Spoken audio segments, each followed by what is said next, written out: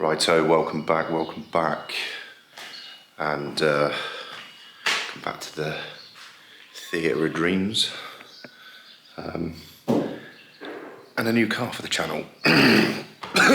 Christ. If you've read the title, you probably already know what I'm doing here. I've been an idiot and I've bought another car, and it's a car I pretty much already have, but I can't be helped. I can't be stopped. I have a problem. So, wow, it's echoing. So, what did my stupid ass buy? This has to be the worst 172 in the country. Let me explain. Alright, so here it is, gentlemen and ladies. This is a Monaco Blue Clio 172. And I'll do a whole video explaining the differences between those two because, yeah, it's pretty easy once you know. But yeah, as you can see, it's a right state. I bought it off a dude who had it sat in the corner of his comp's workshop. He makes carbon fibre and glass fibre bits. It was covered in dust. I have washed it. By wash it, I mean I just sprayed it with a hose basically. But this is going to be the track project because the other one's too clean, and I have still got the other one. It's still a Beanie Sport. Shout out Beanie Sport. Go find them on Facebook. I'll put links down below because they are the dons when it comes to these cars. But yeah, I got bored while I had no car in here and ended up buying another one. So let's do a walk around, shall we? It's depressing. First off, Monaco Blue, fairly rare. Not that rare, but quite rare for a 172. You didn't get this in the 182 either.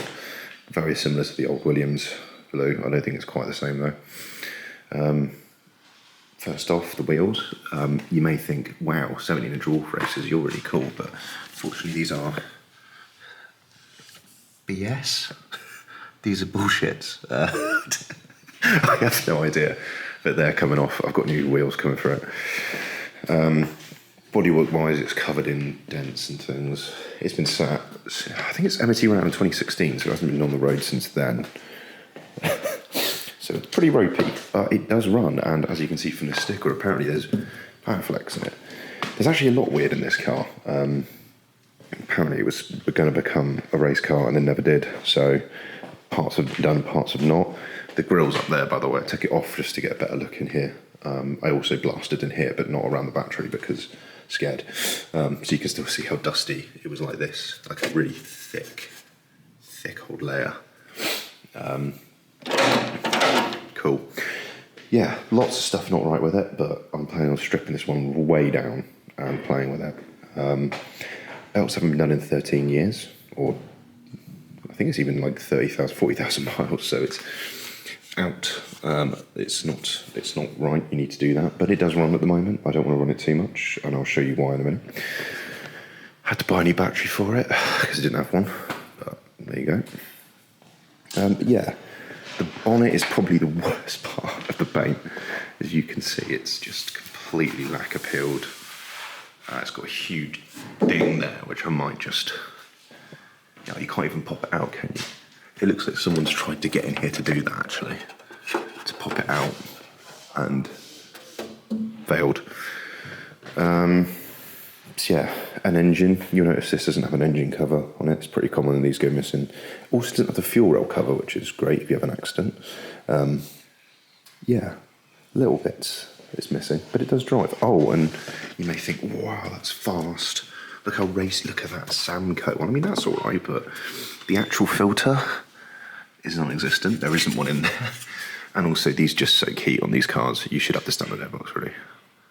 But hey. Now for the worst bit. Ow. Stupid wing mirror. Whoops. So the interior is what I would call bad. Interestingly, this has had a 182 boot floor welded in. 172's had a spare wheel well in the back. Let me show you that. Not letting this fall on my head again. Hey, boot strut's all right. I've got a bag full of the world's most rusty Titanic spec coilovers, so I'll probably fit those just for bounce. Yeah, you can see, it looks obvious, but they've cut and welded this in because it would have had a spare wheel well because it's a 172, not 182. And that was because they wanted to fit a 182 exhaust. But what they have done is pretty diabolical. They welded it to the thing without any mounts. Look at that weld. Look at these welds. Oh, there's still a bit of... Oh no, they've got rubber. There is one. But yeah, that's gone. And then I think it's had some rodents in it. As you can see. Yeah, plus, I mean, lots of other people's stuff. He obviously started taking these off to take a mould. There you go, I got a cheap ratchet. You can see very well in here, sorry. That was a mount for something, probably an L plate. Should you want to drive in this, but obviously a lot of this is going to come out. Look at the mould. This is a biohazard, if I'm honest.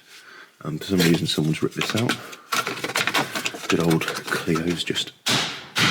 There you go. It's a £3 car now. Yeah. Also, this is conspicuously around a crack, but again, I don't care. Because this is going to be absolutely razed to death. It doesn't actually look too bad rust-wise, but today I'm going to start stripping it apart and I'll do a separate video of everything wrong with this car. You can see a lot of them now though, so I'm just going to get that out of the way. But yeah, no, there is actually some paperwork with it, and as I say, the last service was God knows when, and same with the belts, so it's not a good example, but I kind of wanted to get a bad example because I didn't care about it. And today, like I say, I'm going to start stripping bits off of it, getting a real deep dive into it and seeing how knackered it is. I really hope the cat on it's a genuine one because they're worth like 500 quid. But yeah, let's get to price, shall we? Yeah, a few years ago, a good 172 would have been about 1,500 quid, £2,000, and prices have changed a bit then. But still, this one, running and driving, although half the interior missing, lots of problems, need belts, which is a 700-800 quid job. Probably not going to do it on this because why would I? 750 quid, plus about 100 quid in fuel driving to Cornwall and back. But I have a proper project that I can just strip to bits and have fun with. I've got to stop buying cars that are too clean, and then people just keep buying off me. The Mercedes, for example, and all the other cars I've had on this channel that have just gone too quickly. This one's going to stick around, I think. But yeah, thanks for that, watching the quick intro, and the next video will be what the fuck's wrong with this thing, basically. Like and subscribe.